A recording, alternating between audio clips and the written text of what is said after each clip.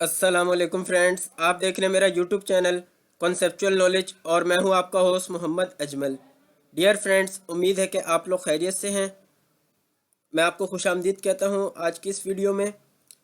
देखें, आज की वीडियो में मैं आपको क्लासिफिकेशन ऑफ कंप्यूटर्स जो है वो इसका जो टॉपिक है वो कंप्लीट जो है वो इस लेक्चर के अंदर पढ़ाऊँगा आपको। इससे पहले हम लोग तो जो 2 लेक्चर्स पढ़ चुके हैं उनमें हमने क्या पढ़ा था वो भी मैं आपको रिवाइज करवा दूँ। हमने ये पढ़ा था कि कंप्यूटर क्या होता है, उसके यूजेस क्या होते हैं।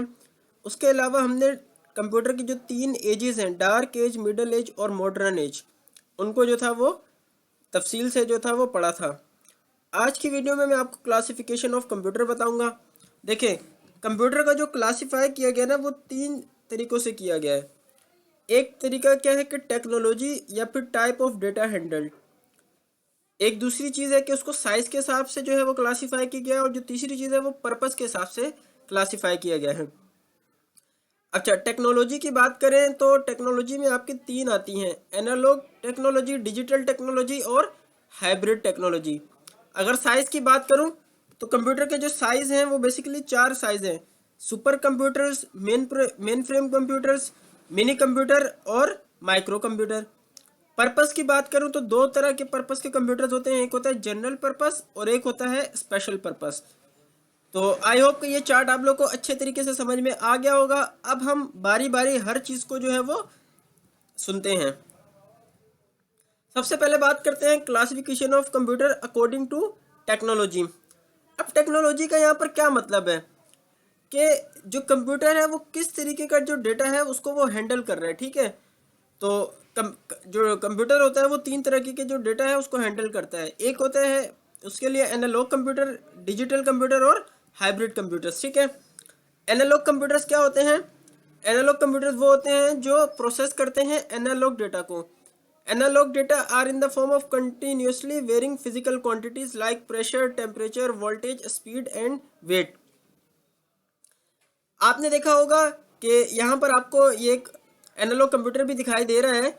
बेसिकली आप फ्रिज का अगर आपके पास स्टेबलाइजर है, स्टेबलाइजर, उसके ऊपर भी आपको ऐसा जो है वो एक नज़र आ रहा होगा।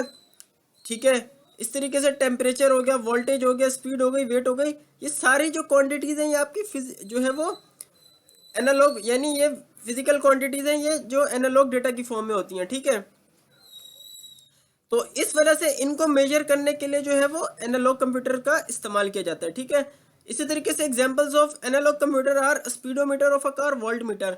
आपने देखा होगा कि कार जो होती है उसके ऊपर भी आपको नज़र आ रहा होगा कि एक मीटर लगा हुआ होता है। ठीक है, वोल्ट मीटर। ठीक है, तो इस तरीके के जो मीटर्स होते हैं आपके टेम्परेचर के, वोल्टेज के, स्पीड या फिर वेट को मेजर करने के, ये आपके एनालॉग कंप्यूटर्स कहलाते हैं।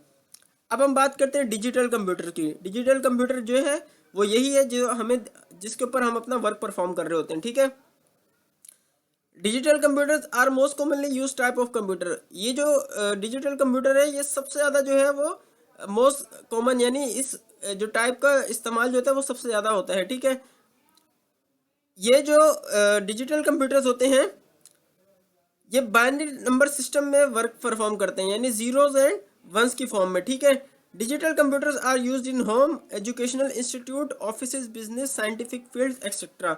इनका इस्तेमाल कहाँ कहाँ होता है, इनका यूजेज कहाँ कहाँ पर है? घर में होता है, मुख्तलिफ तालीमी इदारों में होता है, ऑफिस में होता है, बिजनेस में होता है और साइंटिफिक फील्ड में भी इसका इस्तेमाल होता है। और भी इसके बहुत सारे यूजेज हैं जहाँ पर यह इस्तेमाल हो रहा है।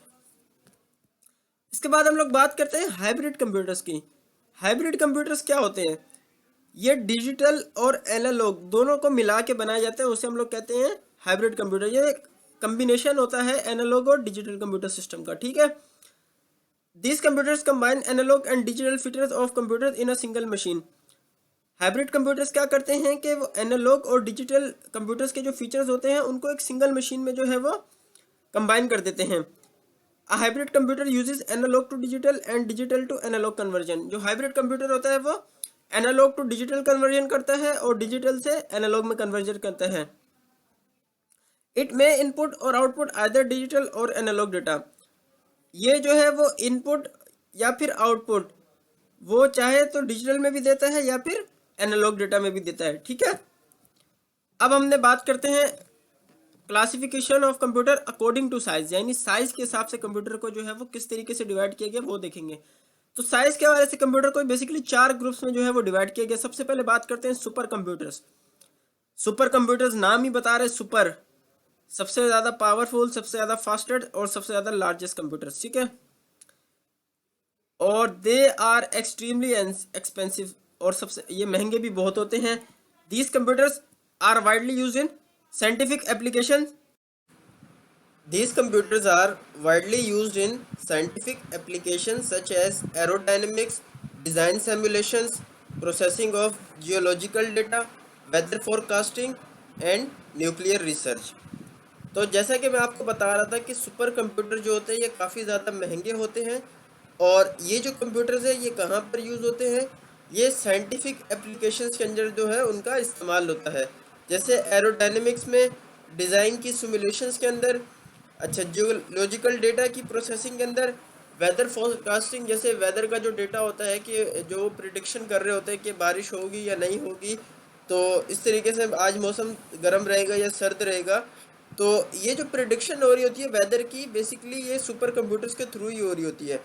और इसी तरह न्यूक्लियर रिसर्च के अंदर भी सुपर कंप्यूटर्स का इस्तेमाल होता है, ठीक है। जैसे जो कंट्री जो है वो न्यूक्लियर बॉम्ब बना रहा है या उस पर कोई रिसर्च कर रहा है, तो वो सारी रिसर्च आपकी सुपर कंप्यूटर्स पे हो रही होगी, ठीक है। तो अब सुपर कंप्यूटर्स के बाद हम लोग बात करते हैं मेन फ्रेम कंप्यूटर्स की। देखिए, main frame computers are powerful multi user and multi processor computers. They can process huge amount of calculations at very high speed.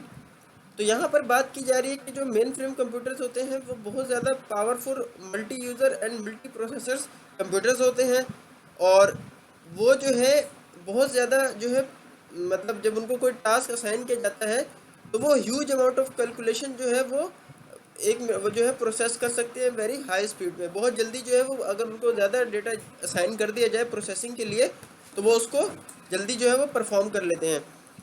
अच्छा, इसके साथ बात करूं कि मेन फ्रेम जो है वो also very expensive. Main frame जो है वो भी बहुत ज़्यादा महंगे होते हैं and requires a lot of technical expertise to be installed and operated. और यहाँ पर ये बात की जा रही है कि उसको इंस्टॉल्स करने के लिए भी, यानी मेन फ्रेम्स कंप्यूटर को इंस्टॉल करने के लिए और उसको ऑपरेट करने के लिए भी काफ़ी ज़्यादा जो है वो आपको टेक्निकल एक्सपर्टीज़ चाहिए होती हैं, अदरवाइज़ आप उसको इंस्टॉल भी नहीं कर सकते हैं। They are used in banks and many large business organizations where several users work simultaneously। Main frame computers का इस्तेमाल कहाँ पर होता है? इसका इस्तेमाल बैंक्स में होता है, और उसके अलावा बहुत ज़्यादा जो बड़ी जो बिजनेस ऑर्गेनाइजेशंस हैं वहाँ इस्तेमाल होता है, क्योंकि वहाँ पर जो होता है वो सेवरल यूज़र, यानी बहुत सारे लोग, दो या दो से ज़्यादा लोग जो होते हैं वो वर्क जो है वो साइमल्टेनियसली यानी पैरेलल जो है वो काम कर रहे होते हैं। तो वहाँ पर जो है मेन फ्रेम कंप्यूटर्स का इस्तेमाल होता है। इसके बाद mini computers these are smaller than main frame computers but they are more powerful than micro computers. Mini computer की खासियत ये है कि ये मेन फ्रेम कंप्यूटर से तो छोटे होते हैं, लेकिन इनकी जो प्रोसेसिंग स्पीड है वो माइक्रो कंप्यूटर से भी ज़्यादा होती है, और ये माइक्रो कंप्यूटर से भी ज़्यादा पावरफुल होते हैं। Mini computers usually use multi user operating system. ये basically multi user operating system जो है उसका इस्तेमाल करते हैं। Multiple users can use the mini computer through terminals. अच्छा, दो या फिर दो से ज़्यादा यूज़र, मल्टीपल यूज़र्स का मतलब यही होता है कि दो या दो से ज़्यादा यूज़र जो है वो मिनी कंप्यूटर्स का इस्तेमाल कर रहे होते हैं थ्रू टर्मिनल्स के जो है ज़रिए से। Mini computers can be used as network servers and internet servers. Mini computers का जो इस्तेमाल है वो नेटवर्क सर्वर के तौर पर और इंटरनेट सर्वर के तौर पर भी किया जाता है। DEC VAX and IBM AS400 are good examples of mini computers. Basically ये दो यहाँ पर आपको मिनी कंप्यूटर्स की एग्जांपल्स दी गई हैं कि जो मिनी कंप्यूटर्स की काफ़ी अच्छी जो है एग्जांपल्स हैं। उनमें DEC VAX and IBM AS/400। इसके बाद बात करते हैं हम लोग माइक्रो कंप्यूटर्स की। Micro computers are also called personal computers, PCs। जो हम लोग इस्तेमाल कर रहे होते हैं बेसिकली यही पर्सनल कंप्यूटर जिन्हें हम लोग कहते हैं, इन्हें माइक्रो कंप्यूटर्स भी कहा जाता है। The use of micro processor has made computer cheaper yet faster and more reliable. अच्छा, माइक्रो प्रोसेसर का जो इस्तेमाल किया गया है उसने जो है कंप्यूटर को चीपर भी कर दिया है, उसकी फास्टिंग स्पीड भी बढ़ाई है और उसको रिलायबल भी किया है। These are the smallest computer design to be use by individual. अच्छा, ये किसी यानी एक पर्सनल बंदे के लिए इस्तेमाल करने के लिए ये जो कंप्यूटर्स हैं वो बेस्ट होते हैं कि वो माइक्रो कंप्यूटर जो है वो उसका इस्तेमाल करें। PCs can be used for variety of tasks like documentation, calculations, illustration and entertainment। ये माइक्रो कंप्यूटर्स या फिर PCs का इस्तेमाल कहाँ पर होता है? ये डॉक्यूमेंटेशन के अंदर भी इस्तेमाल होता है, जैसे आप लोग Microsoft Word, Microsoft Excel, Microsoft PowerPoint, इस तरीके की जो डॉक्यूमेंट के टाइप्स हैं, जो डॉक्यूमेंट के सॉफ्टवेयर हैं वहाँ आप इस्तेमाल करते हैं। कैलकुलेशंस के अंदर आप इसका इस्तेमाल कर रहे होते हैं। इलस्ट्रेशन यानी एडोब फोटोशॉप, एडोब प्रीमियर, तो इस तरीके के जो आपके सॉफ्टवेयर हैं वहाँ पर इस्तेमाल होता है। और एंटरटेनमेंट में भी इसका इस्तेमाल हो रहा होता है, ठीक है। The power of network and internet has also made it more useful. अच्छा, इसका इस्तेमाल किस चीज़ ने बढ़ाया है? नेटवर्क ने और इंटरनेट ने, इन दोनों चीज़ों ने मिलकर इस माइक्रो कंप्यूटर का जो है वो इस्तेमाल जो है मज़ीद बढ़ा दिया है। Now computers are also use for communication and socialisation. इसका मतलब ये है कि माइक्रो कंप्यूटर का जो इस्तेमाल है वो कम्युनिकेशन, यानी आपने देखा होगा कि स्काइप के थ्रू हम लोग इस पर कम्युनिकेट कर रहे होते हैं। सोशलाइजेशन की बात करें तो इस पर व्हाट्सएप, फेसबुक, इंस्टाग्राम, ट्विटर, तो ये सब सोशलाइजेशन जो वेबसाइट है इनके ऊपर जो है इस्तेमाल हो रहा होता है। और ये इस्तेमाल जो हम लोग वेबसाइट्स कर रहे होते हैं ये माइक्रो कंप्यूटर्स के थ्रू कर रहे होते हैं। अब हम जो तीसरी चीज़ जो डिस्कस करेंगे क्लासिफिकेशन ऑफ कंप्यूटर, वो थी अकॉर्डिंग टू पर्पस। यानी कंप्यूटर्स को जो है वो पर्पस के लिहाज से भी डिफ्रेंशिएट किया गया है। और उसके दो पर्पस है कंप्यूटर्स के, एक होता है जनरल पर्पस कंप्यूटर, एक होते हैं स्पेशल पर्पस कंप्यूटर। अब आप देखें जनरल पर्पस कंप्यूटर, यानी जनरल का मतलब ही क्या है, आम इस्तेमाल वाले कंप्यूटर। तो जनरल पर्पस कंप्यूटर्स वो होते हैं कि जिनका इस्तेमाल जो है वो आम जो हम रूटीन के अंदर टास्क परफॉर्म करने होते हैं उनके लिए इस्तेमाल करते हैं। जैसे यहाँ लिखा हुआ है कि most computers in use today are general purpose computers. इस वक्त जो दुनिया में कंप्यूटर यूज़ हो रहे हैं मोस्टली उनमें से जो है वो जनरल पर्पस कंप्यूटर्स हैं। These computers can process variety of task. ये जो कंप्यूटर्स हैं ये डिफरेंट टाइप्स, मुख्तलिफ किस्म के जो टास्क इनको साइन किए जाते हैं उनको परफॉर्म करते हैं। These computers can store and execute different programs in their memory. ये जो कंप्यूटर्स हैं ये डिफरेंट टाइप्स के जो है प्रोग्राम्स और उनको जो है वो एग्जीक्यूट भी करते हैं और उनको अपनी मेमोरी में स्टोर भी करते हैं। There for various task like word processing, typing and editing, payrolls, account, inventory control, manipulating facts in the database, making scientific calculation and statistical data analysis and controlling security system of an organisations are achieved by these computers. अब यहाँ पर ये जो मैंने पूरी बात की है यहाँ पर ये बताया जा रहा है कि जो वेरियस किस्म के टास्क हैं उनमें क्या क्या आ सकते हैं। वर्ड प्रोसेसिंग, जिसमें टाइपिंग भी होती है और एडिटिंग भी होती है, पे रोल्स हो गया, अकाउंट हो गया। इसी तरीके से आप किसी जो है वो मार्ट के अंदर है तो उसमें इन्वेंट्री सिस्टम होता है तो इन्वेंट्री को कंट्रोल करना। उसके अलावा जो डेटाबेस होता है जिसमें आपका पूरा मार्ट का, शॉपिंग मार्ट का डेटा जो है डेटा होता है तो उसको जो है मैनिपुलेट करना, ठीक है, उसके अंदर भी ये इस्तेमाल हो रहा है। अच्छा, साइंटिफिक कैलकुलेशन को परफॉर्म करने के लिए भी इसका इस्तेमाल किया जा रहा है। और स्टैटिकल डेटा एनालिसिस यानी ग्राफ फॉर्म के अंदर भी आपको जो है जैसे माइक्रोसॉफ्ट एक्सेल के अंदर आप ग्राफ ड्रॉ कर रहे होते हैं तो वो स्टैटिकल डेटा होता है, उसके लिए भी इस्तेमाल किया जा रहा है।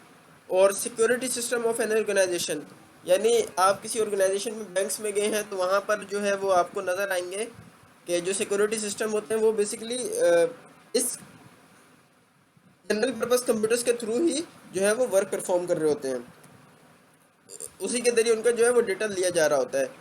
Desktops, laptops, tablet and smartphones are examples of general purpose computers.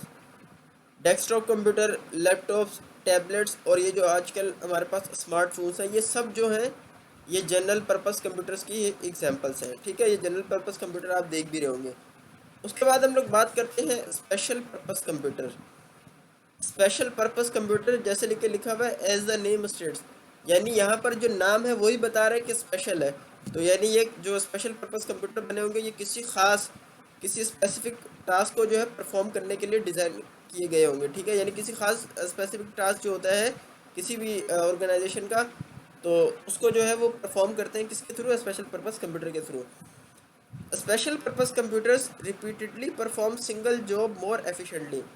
अच्छा, यहाँ पर इसकी एक ये बात बताई जा रही है कि ये जो स्पेशल पर्पस कंप्यूटर होते हैं, ये एक सिंगल जॉब जो उनको असाइन की जाती है उसको बहुत ज़्यादा एफिशिएंटली जो है वो परफॉर्मेंस जो है उसकी देते हैं। और इनको हम लोग डेडिकेटेड कंप्यूटर्स के नाम से भी जानते हैं। ये आपकी एग्जांपल एमसीक्यूज में आ सकता है क्वेश्चन के, which computers are also known as dedicated computers. तो आपको मालूम होना चाहिए कि स्पेशल पर्पस कंप्यूटर्स को हम लोग डेडिकेटेड कंप्यूटर्स के नाम से भी जानते हैं।